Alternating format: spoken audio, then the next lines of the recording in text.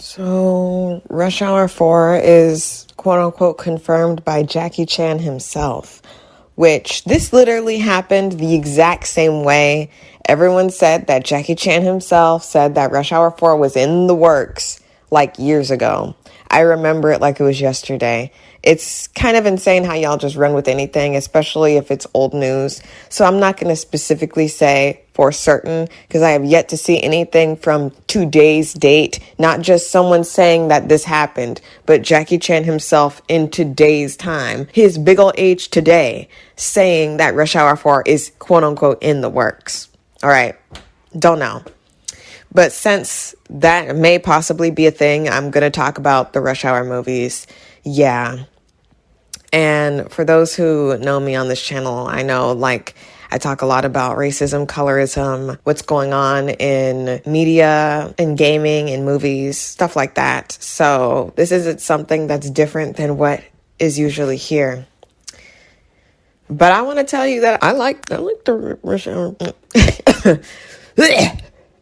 I like the Rush Hour trilogy, and when I tell you, I'm gonna do a little quick bits here and there, little reviews for each of the movies, and that stupid series that I don't know what they were doing. I don't know what they were.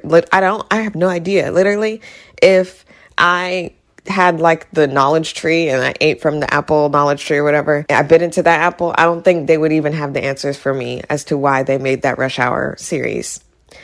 But let's start with the first Rush Hour movie. And let me just say real quick, get this out of the way.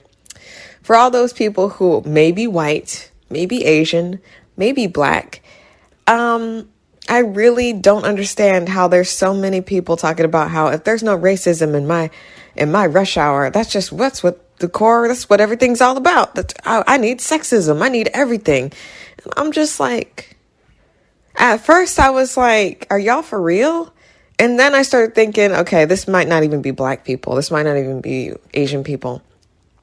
I've never sat there in front of a black person in real life or an Asian person in real life and heard them say that racism was the core foundation of what made Rush Hour great. It wasn't that Chris Tucker was funny. It wasn't that Jackie Chan was cool. It was literally the racism. And that's just something I don't understand. I really don't understand why on earth that people are saying this. So let's take some time to talk about the movies. So Rush Hour 1 is the overall best movie. I want to let you know right now. There really is no point to watching 2 and 3. And I'm kind of scared for 4 unless they're literally going to pull okay, they're here, and then all of a sudden Jackie Chan and Chris Tucker's characters, I think Carter and Lee, die or something, and then it's their kids that have to take the mantle, and hopefully those kids are girls, women. That would be really cool. I know a lot of people would hate it just like they hated, there's a lot of things that go into ruining something and putting women at the helm. Here's a big example. What's it called? Ghostbusters, when they made it with the girls in the same universe as the old one. They didn't even care. They didn't care about casting. They didn't care about screenwriting. This is the difference. When it's men, they care a lot more. When women are not getting paid for anything, they care a lot more. When women aren't getting paid for anything, they care a lot more. They care a lot more. We'd have to do the bait and switch with these people because they'll work really hard and then we just switch it out for 2 women and then they'll be upset because they're like, I worked so hard on this. I can't believe you forced me to do equality. So yeah, that would be the only way I would accept Rush Hour 4. I really don't have time for the crap. Literally, I told you, Rush Hour 2 was really bad. Rush Hour 3 was awful. But Rush Hour 1 is a classic to me. And it's horrible because there was a lot of racism in Rush Hour, all the Rush Hour movies, a lot of sexism, a lot of racism. And it just makes me think that Chris Tucker wasn't the first person they wanted for this role. This movie legitimately feels like they wanted a white person to be in the role of Carter. and they changed it at the last minute. I really feel like that. I have no evidence to back this up. I don't know if there is, like Chris Tucker talking about how he was the first person chosen for this role or whatever. But I really do feel like they wanted, like, I don't know, Mark Wahlberg, or they wanted a Tom Cruise, someone like that. Or what's Channing Tatum? Maybe they wanted him. I don't know if he was even popular back then. But literally, I think that they didn't really want Chris Tucker. And they just switched some of the jokes to talk about chicken and like the N-word and just certain things that are very easy to put in there if that was not your first intention. But all that aside, let's talk about Rush Hour 1. Rush Hour 1 is basically, it starts with Jackie Chan's character infiltrating this heist. Like, this is a key component, actually. For the people who just keep talking about how racism is the only thing that's driving this story, it's really interesting that you say that behind a screen also. Like I said, I really don't know if any of these people are Asian at all or black. I see a lot of people pretending to be black on Twitter, so, But pretty much a core aspect of this movie and this movie series is about post-colonialism, the effects of colonialism, specifically when it has to do with the Chinese. And I don't even know if this is true historical accuracy because it is a comedy movie. And to be honest, I don't think that if there wasn't as much racism or sexism within the Rush Hour movie, the first one, then I really don't think that the core meaning, the commentary on colonialism, the commentary on America putting their big fat nose where they really don't belong, would have been as well received at that time. But this is this time. And though we've made a small tiny scoot to the left a bit, we still have a long way to go. Like, just an example, look at our government right now. Like, are you serious? Please do not act like, oh, we are so beyond that. We're nowhere near beyond that. We're right in it still. We're still in it. If you don't think we're still in it, it's because it doesn't affect you. Obviously, you're not going to see it. This wasn't on, like, the History Channel, but Lee, Jackie Chan's character, is basically helping out the police because there's these dudes trying to take the artifacts that are being sent from Hong Kong to the United States. The artifacts that they were trying to steal, ironically, come back at the end. And even though this is a comedy, there's a lot of seriousness into this. And I think that mostly comes from Jackie's perspective, the character Lee, and his storyline. And I don't know how I feel about and this is just me. I don't know how I feel about always the comedic character having to be the black person. I really don't understand that. It's kind of like a joke. It's like, oh, you're a joke, but let's not take you seriously. And yeah, I know he's a comedian. All right, I know Chris Tucker's a comedian. He's one of my favorites. He's the best Chris comedian. I'm telling you right now, he's the best Chris. He's in the top 5 and he's all 5 spaces. But that's just a little side note. Lee basically was trying to help them because those artifacts are basically going to be given back to Hong Kong by, like, the colonial people. And it's like the last day of British rule. And they're like, oh, everyone, let's raise a glass. And everybody's happy, kumbaya, but not really. There's a organization, there's a group of Chinese members who the British dude literally hired to steal those artifacts. And they made it seem like, oh, it was like Asian on Asian crime, but in reality, it wasn't. And that's why I think this movie is so deep, because there's a lot of stuff like that kind of goes over people's head because they just heard the N-word and they just heard fried chicken and they just, I don't know, they got stupid and they didn't understand what this movie was about. So that's why I really feel like this video that I'm making is important, because I saw too much of it. It made me want to throw up. So basically, Consul Han, or Ambassador Han in the third movie, his daughter is like, he's kind of like friends with Jackie Chan, so he knows his daughter and Su Young. I kind of hate how they did Soo Young, that did my girl. Like, they just made her like not even a side character. She's not important enough to be a side character. You'd think that she would take the mantle, take the helm. And I think that would be interesting if Soo Young was the main protagonist, along with maybe Chris Tucker's daughter. That would be cool. Not his real daughter. I'm talking about Carter's daughter, his character. That would be a good Rush Hour 4 sequence. They're dead, they died, or we see them do their last mission together and they die holding hands or something cool. And then they're at their funeral and Soo Young is there because Lee didn't have any relatives or any family members to come back, because if you've seen the other one, his brother dies. But basically, the only people left to take the mantle for Carter and Lee would be Soo Young and Carter's daughter. That would be really awesome. I would totally want to write that. If Hollywood's listening, oh my goodness, I would love to write that. I'm a writer, please.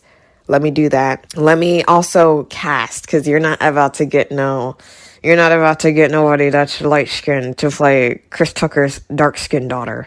I'm sorry. Anywho. Yeah, so Soo Young is basically like the goddaughter of Lee, because he knows the consul or whatever his name is, Han. And he's like, oh, here's this necklace. And that also comes back. There's a lot of callbacks. Like, they do stuff that you watch this movie and you're invested in all of it because it all comes back together. There's no loose ends of this movie. Everything comes around, and I think that's what's really good about it. It's not the racism. That's why I really do believe we could have a Rush Hour 4 without having a bunch of racism that was like ridiculously insane to get away with for even when it came out. But so he gives her the necklace and she's like, okay, so since the last day of British rule, they're salty. So they hire the same people who they hired to steal those artifacts to steal Soo Young. And I really don't know how did they get away with this. It's insane. And the only time you hear the words Rush Hour ever uttered, ever, in the whole series is in this moment. And that's why I feel like the only canon story is the first movie, because the second and third movies are trash. They didn't take them as seriously as they took this one. And I really do feel like it actually paid off to take it a little bit seriously. As it became more nonsensical, as the script became more nonsensical, it wasn't worth my time anymore. And that's one problem I had with 2 and 3, but I'll talk about those when I talk about them. So at this point, there's this dude, but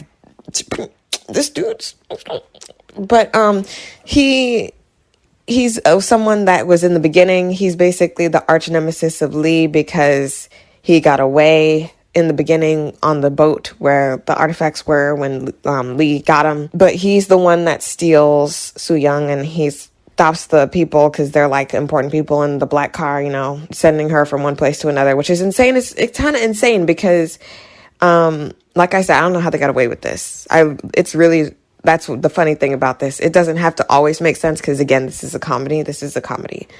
It's a serious comedy. It's like a drama comedy. I don't know what you would call that subsection of movie, but literally Soo Young, she fights for her life. Like, the one thing I do like about, like I said, like, they talk about sexism and they talk about racism and stuff, and they say that's the backbone of this series, when it's the backbone of the later movies. It's not the backbone of the first movie, if at all, because there's a lot of core things. And again, like I said, if you're Asian or you're black, please let me know what you think about this. And I'm going to keep asking about that because I really, really want to know real black and real Asian people's perspectives of this movie. And I'm going to tell you mine as I talk about what's going on. So Soo Young fights for her life. She fights for her life. She does not stop. She doesn't just say, oh, you have captured me. I am Princess Peach. I can't do anything. It's very difficult for them to get her. And she scratches him. It's funny because that comes back later. Everything that happens in this movie comes back later. Like, there's callback, and it's not a callback that is in your face. It's literally like, oh my goodness, that fits to that. It's a puzzle piece. That's what movies are supposed to do. That's why I think this movie is a really good masterclass on how to make a serious comedy, along with how Jackie Chan does his own stunts and how, like, the way he does it. I think it's really the most basic form of what he does, because I don't know if everyone around him was as, like, trained as him. I don't think they ever are. But I just feel like the way he does it is so seamless that the people around him look like they know what they're doing as well. And I think that's really cool. So Young gets captured, and then Lee's like, oh my goodness, what's going on? So he's going to take care of it in America, because they're in America at this point. She gets captured in America.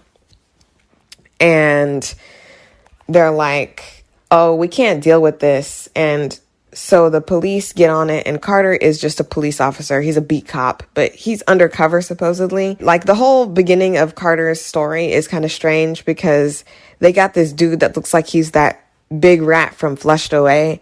If you know what I'm talking about, you know what I'm talking about. Like, I'm not even gonna, but look it up. Look up Flushed Away and look at the characters. And the dude, you remember that dude that stole that dude's home and flushed him down the toilet? That's what that dude looked like. So he talks to this dude. This is Carter's story. Carter's undercover. He's talking to this dude. He's like, oh, look at this bomb. Look at this bomb. And it's funny because the C4 that they're talking about here comes back later. Literally all of it matches up. Like, y'all are crazy and insane. You have to literally have not watched the same movie that I watched if you think that the only thing that's good about this movie is the racism. Like, I'm genuinely concerned for human life. How are we going to continue when we're devolving like this? To say that with a straight face, to type that out and be like, yeah, that was a hit one. Like, I'm not going to let you cook. You're going to stay raw. You're going to stay raw and uncooked, bruh. Because no way are you going to say that any part of this movie, taking out the racism, would make it a bad movie. You must be talking about 2 and 3. You must be talking about 2 and 3. Specifically, more emphasis on 3. It was very annoying. 3 was very annoying, and I'm gonna get to it when I get to it. Enough of the sidebarring. I'm gonna do my best to try to stay on topic. So Young's captured. Carter is undercover talking to the dude from Flushed Away about some C4, about some bombs, and then the police officers come in for some reason, and they act like they don't know that Carter's undercover. And I know that people don't know that they're undercover, but they should know who he is because he's there. This is where he works. He works in LA, so I don't understand. But literally, he gets busted because there's these 2 white cops. They show how incompetent these police officers are, and they ruin the whole fiasco. But they do end up capturing this guy who's from Flushed Away, and he's not from Flushed Away. I'm just going to say that because I don't know his name, honestly. It doesn't matter. It doesn't matter his name. It doesn't. I don't care. So I'm going to just say the rat from Flushed Away, even though he's not from there. Continuing. Carter is like, I can't believe y'all did this, and da-da-da-da. So they want to get Carter off the beat. They want to get him off the streets because he's just horrible. And I really don't know why he's there. And to be quite honest, I do believe it's nepotism because his father was a cop. And that's why I think it would be interesting to see him die in Rush Hour 4, the beginning of Rush Hour 4, and then his daughter take the mantle and people treat her like crap because Carter was like trash. Carter was good for nothing. Literally, I'm telling you right now, like a little bit, he is like a lot of the problems that they have are because of him. And I'm like, I don't know. I don't know if they wanted, that's why I said, I really don't think that they intended to make this character black. I think they intended to make this character a white person. And then they just switched some of the things and switched some of the lines to make it fit black people. But literally, they're like, let's get this dude up out of here. Instead of firing him, which I don't know why they don't just fire him. I really don't understand. I have no idea. Like I said, I think it's because his father was a very well-known cop. And so basically, old dude is like, got to get this dude off the beaten path. Got to get him out of here. He is assigned to keep Lee out of the way while the big old American police handle this. Like, they're going to do anything. What they do is after the fact, they like, dang. And they're looking down at it like, that's something. Ain't it something? Like, didn't stop nothing. Didn't do nothing. If it was up to them, Soo Young would have died. Like, honestly, but whatever. So Carter and Lee are basically tag team together unknowingly because Lee thinks that Carter is going to get him to the girl because he's like, I need to go see the consul. I need to see Han. And he's like, okay, I'll get you to him. But his job is to make sure that Lee does not go near there. Eventually, he's like sick of this. So he's like, you know what? All right, fine. I'm also going to be cutting out a lot of the racism because like there is a lot. I may talk about some here and there as I remember, but I'm just going to basically be talking about the crap that happens.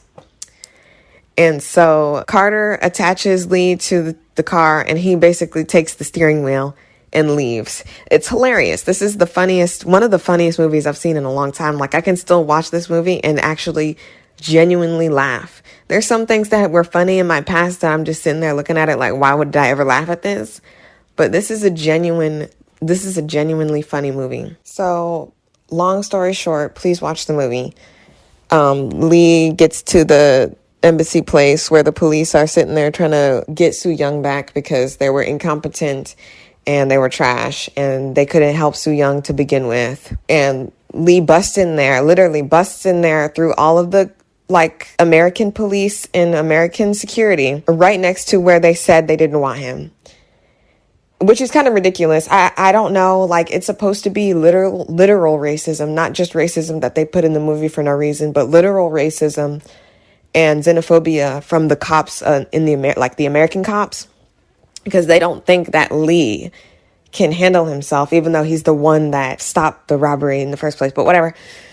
So Lee talks to Han and he's like, yeah, I'm going to help you get Soo Young back and da-da-da-da. And they just do leads after lead and stuff. It's really cool. It's really interesting to watch. This movie's really good.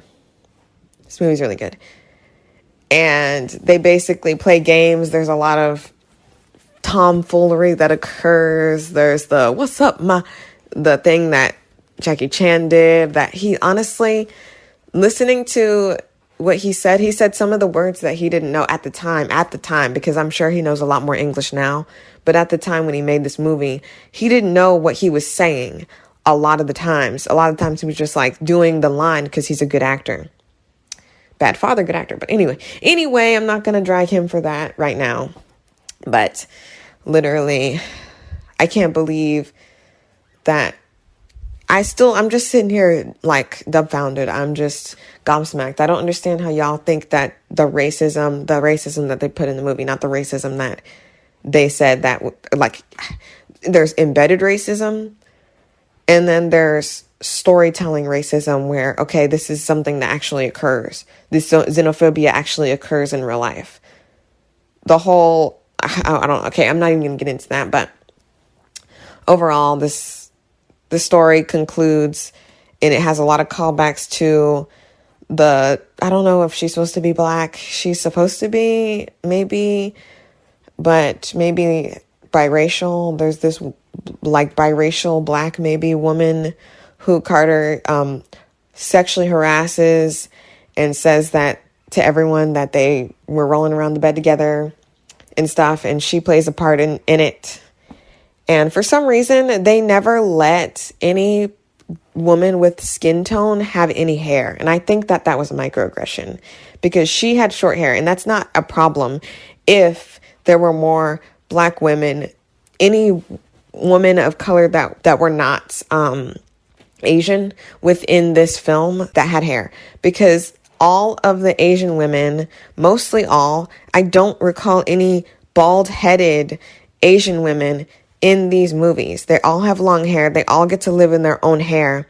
While this woman, and then the woman in the third movie has, and by people of color, I don't necessarily mean that Vega girl. I don't know her name. I can't remember her name. In 2, there's a girl who's Hispanic, and I can't remember her name right now. But 3, there is a woman that also looks biracial, mixed with black, and she's bald. So please explain to me what you meant by that.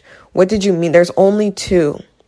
And there's no black women with skin tone as dark as Chris Tucker at all.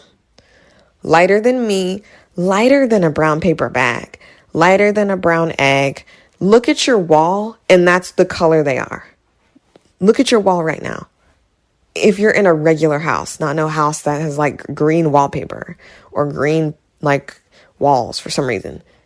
I'm talking about regular, like, eggshell skin tone. That's what we're dealing with. Maybe a little darker.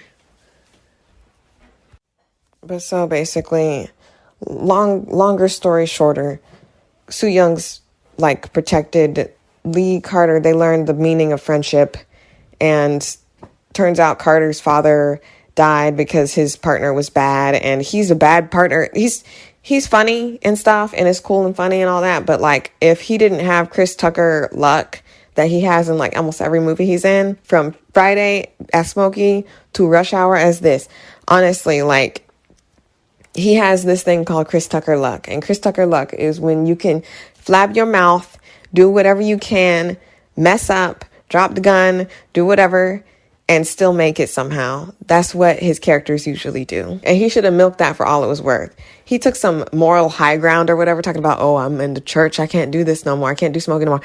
You literally, I don't know, I have no idea. People say that it's because he didn't get paid enough, and that's why he didn't do these roles anymore. Some people are like, oh, he found God, and da-da-da-da. Nah, you still need to pay your bills. You still need to pay your bills, and you're not special in a way to where you don't have to pay taxes or you don't have to pay bills of any kind. So please don't go there. I'm not going to argue about the reason why he stopped playing Smokey and the reason why he stopped playing roles like this. Because guess what?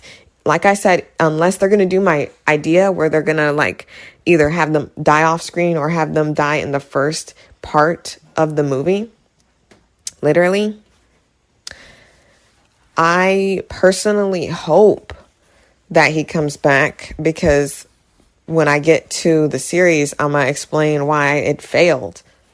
And a lot of it had to do with the fact that the dude that they got to play Carter wasn't like Chris Tucker. No one's like Chris Tucker. It's hard to be Chris Tucker when you're not Chris Tucker.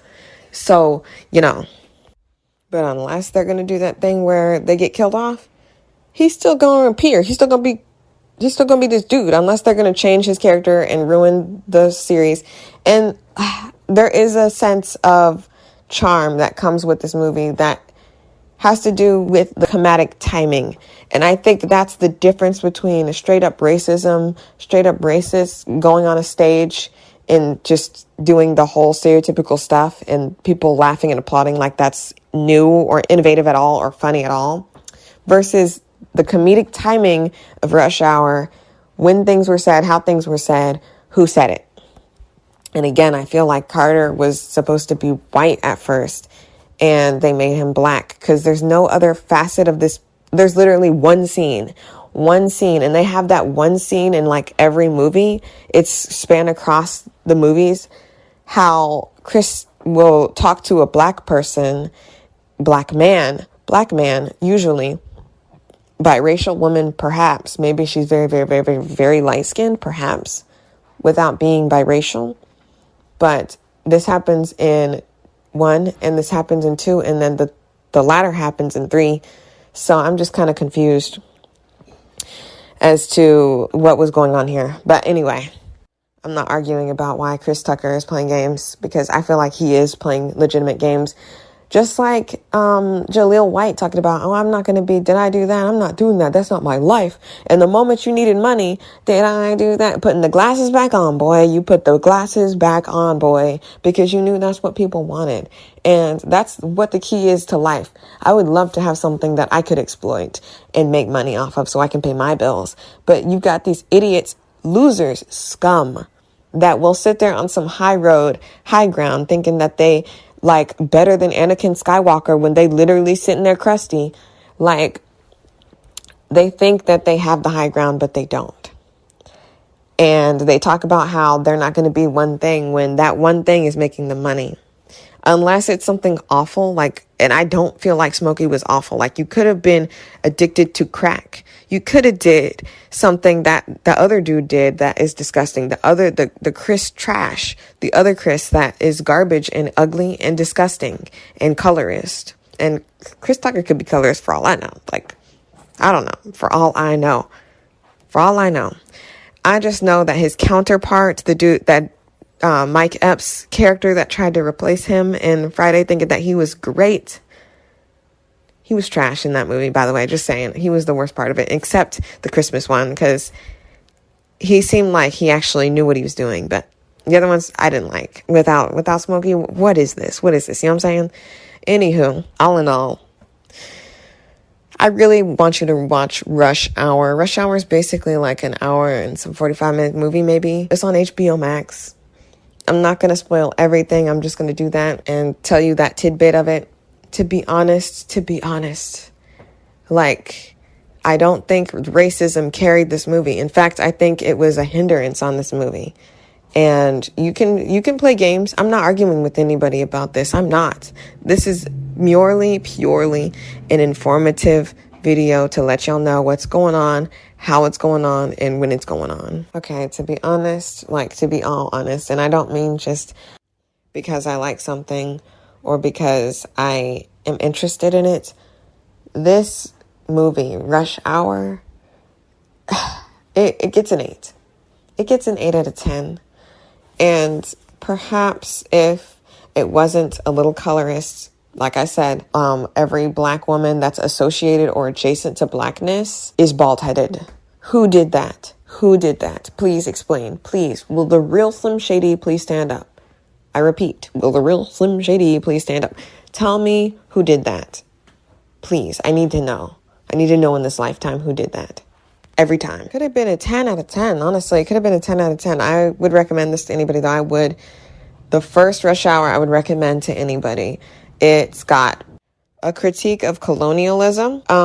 It sits a black man and an Asian man to be racist to each other for a little bit and gives the okay for an Asian man to say the N-word, which is not okay. But like I said, at the time, a lot of the words that they were giving him in English, he didn't understand the context of it. And though I'm not going to play games and say that Asian people aren't racist or they don't have racist tendencies towards black people in America and overseas, because we so saw them playing games and saying that black people couldn't eat at a McDonald's during COVID. I'm not going to say that black people don't have some xenophobia when it comes to Asian people. I am literally saying that these things are in this movie. And if you can't tolerate that, then I wouldn't recommend you watch it. So, yeah. 8 out of 10, Rush Hour 1. It gets worse. It gets worse. It gets more sexist. The biracial, ambiguously black woman, whoever she is, whatever she is, she could be Hispanic for all I know. I just know that, interestingly enough, there's another ambiguously black woman in the third one that is bald-headed for some reason. The sexism takes a turn for the absolute worst when it comes to the second one. There is a pick-me girl who is not like other girls, that they perv over, and they perv over her without her consent. It's really insane. There is the caricature of an Asian woman who is the dragon lady. That is a stereotype in which they make a soulless, heartless woman who is Asian be a femme fatale type stereotype, basically. A little annoying. Every time I see it, it's super annoying. This movie isn't even as funny as the first one, and there's just so much objectification when it comes to women, especially Asian women. Orientalism. I'm just gonna say that a lot of that's going on. The only good side about this movie is Jackie Chan and Chris Tucker are forced to be naked, and I don't even know if they were entirely naked. They could have been, maybe, but guys, they give a lot of grace to men and they let them wear at least a sock for the most part if they're not comfortable being naked.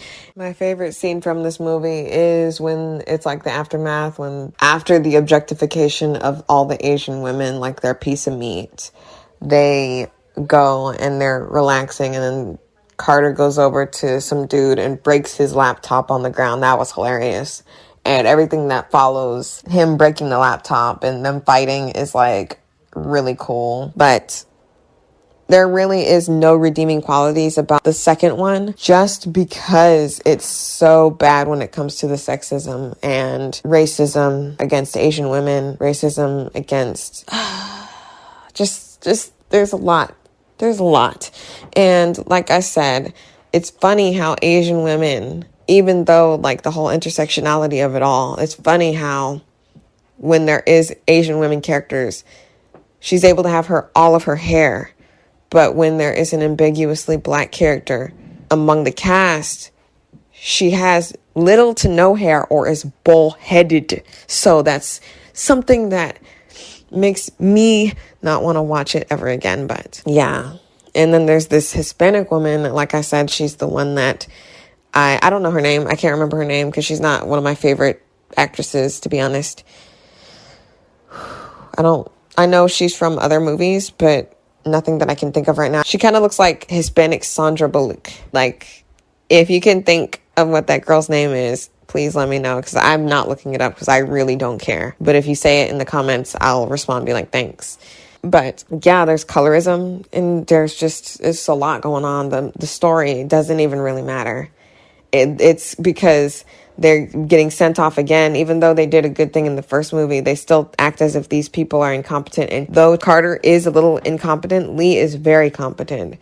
And this whole thing goes into the third movie where his brother is there and whatnot. And it's just wholesome, fun.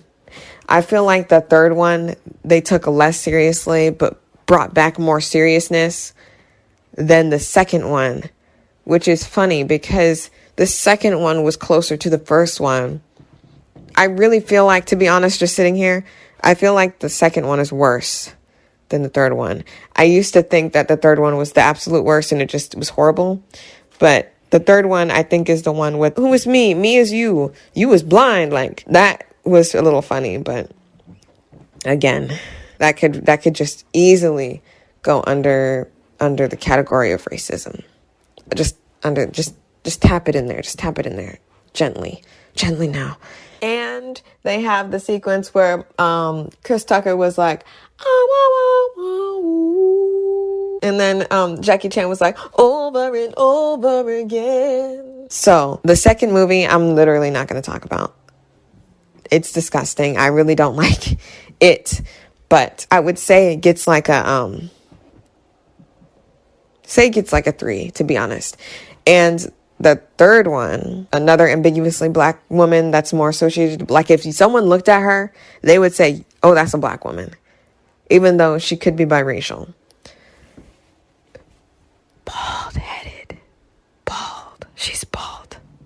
Did you think it was going to be something different? I would say the third one gets like a 5. Does not cap any higher than that. I'm sorry. I really am sorry. I really am. I truly am. But you peaked at the first one. And then let's talk about this garbage. Let's talk about this garbage real quick. The Rush Hour series that got canceled after one season? I have no idea how many seasons came out. I don't care because I didn't watch it. I only watched the first episode. I'm like, what is this crap, bruh? And it could have been something great if they didn't just... And another thing, like I said, why are they still calling this movie Rush Hour? It has nothing to do with Rush Hour.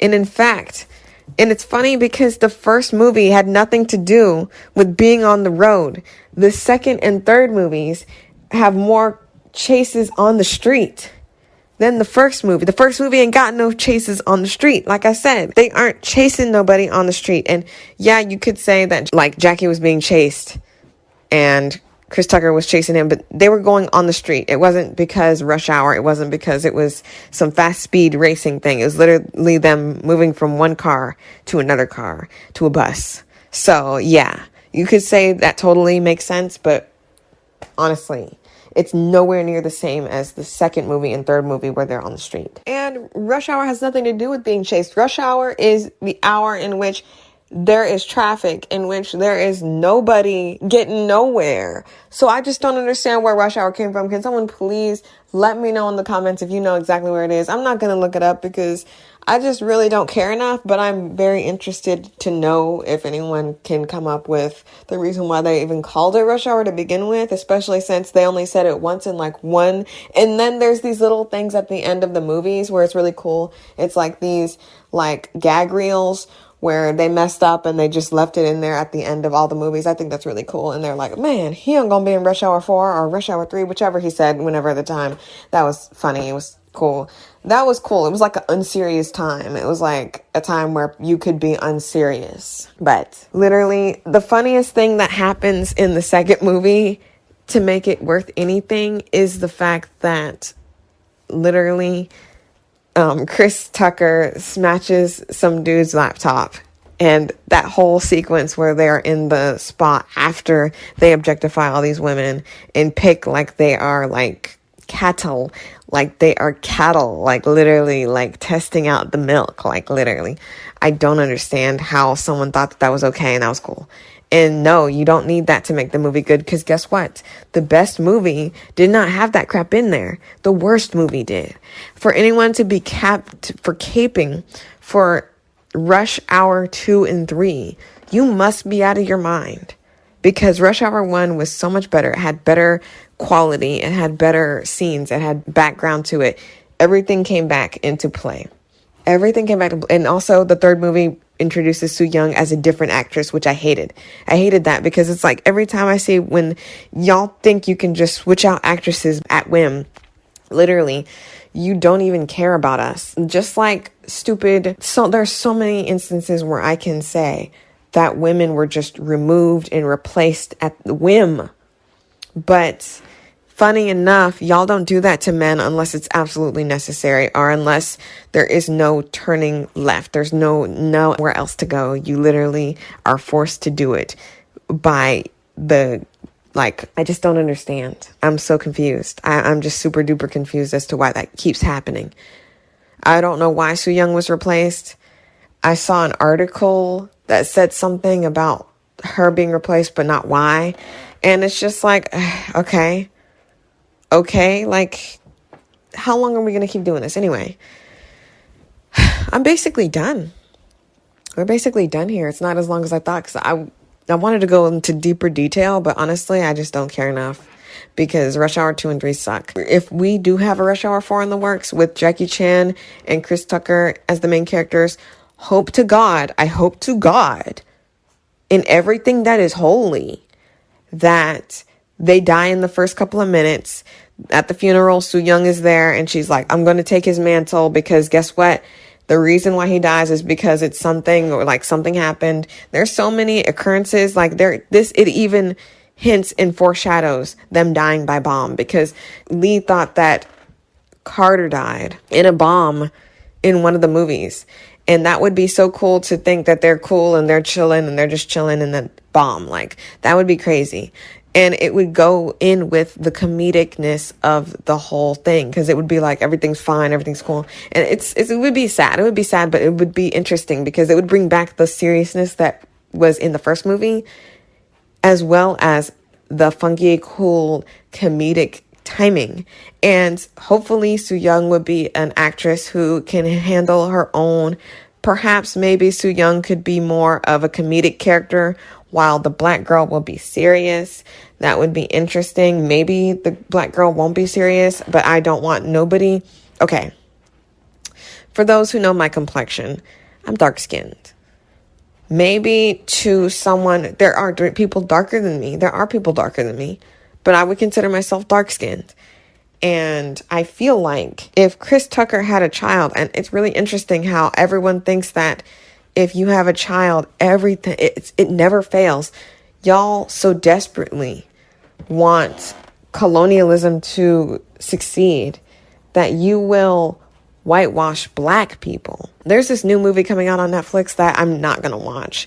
I've never seen Jonah Hill even speak to a black person ever in his entire career. And some movies I like that he's in, like Superbad, but there are some movies that he could have just left on the shelf, like Snack Time or whatever it's called.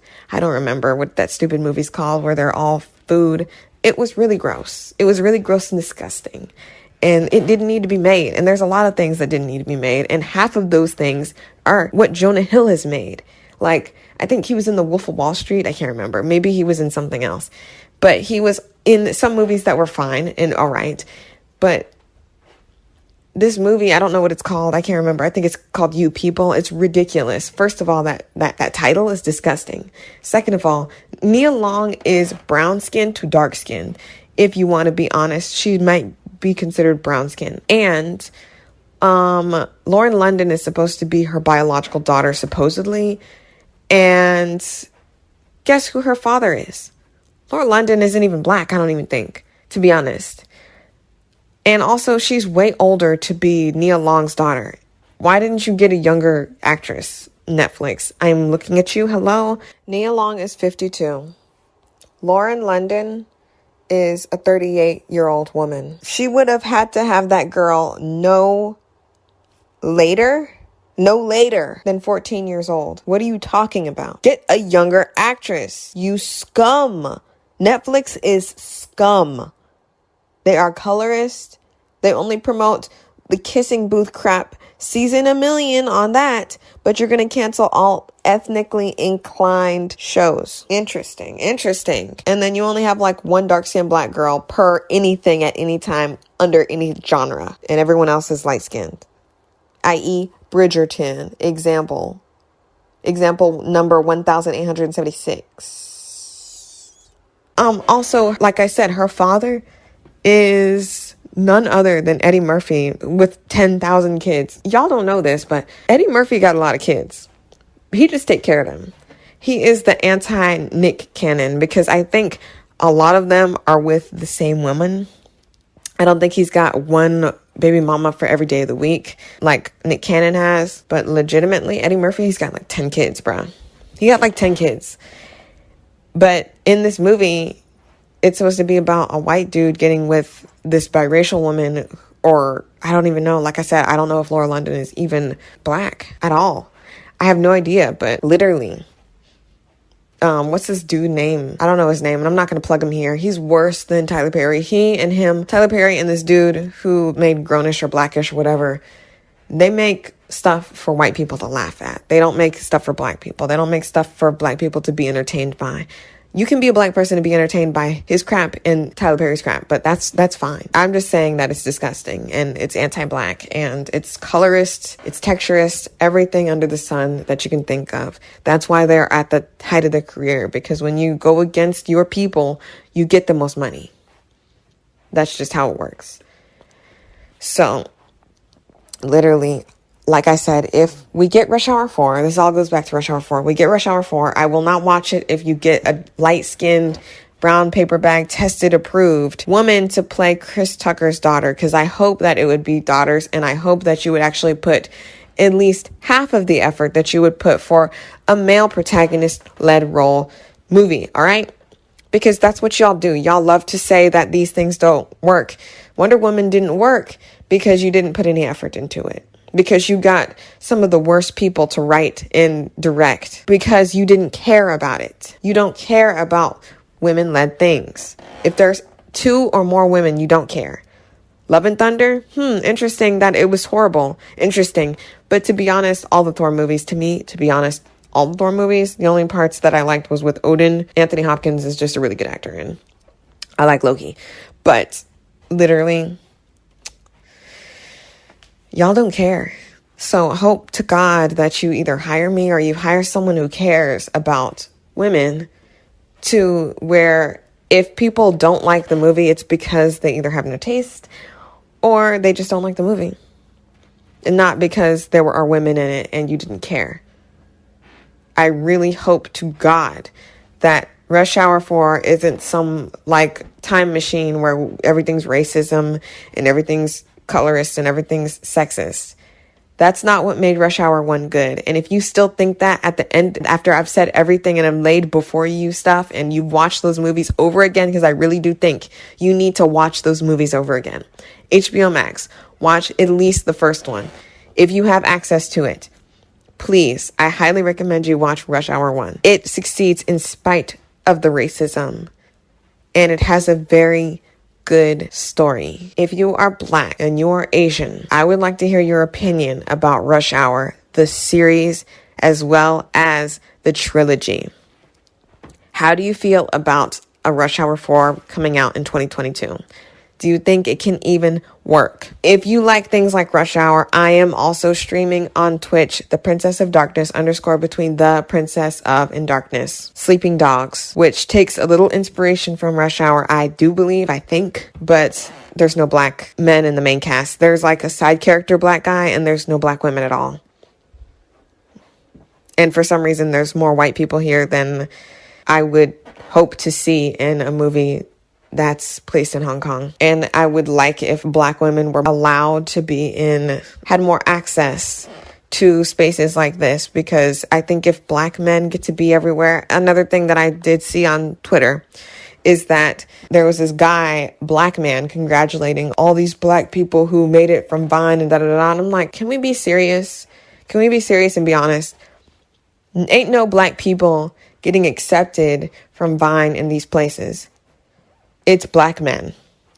Black men made a mockery of black women, dressing like them, like Tyler Perry, in a minstrelsy, making fun of them, making fun of their mothers, making fun of their sisters and aunts on Vine, doing caricatures in a minstrelsy of their own people. And the black women who actually had educational things to say, even on TikTok today, they get their crap stolen, and other people make their money off of our dances, off of our academia, off of everything that we have. So that's just my piece. Hope you guys enjoyed. Like, subscribe, comment, share on YouTube. Please check out my Twitch. It is linked on my page. I also have a TikTok now. Link is in the description. Hope you guys enjoyed. Please let me know what you think about Rush Hour if you're black or Asian, specifically Chinese. What did you think about this? Did you think things were accurate? Inaccurate? How so? Please let me know. I'm done.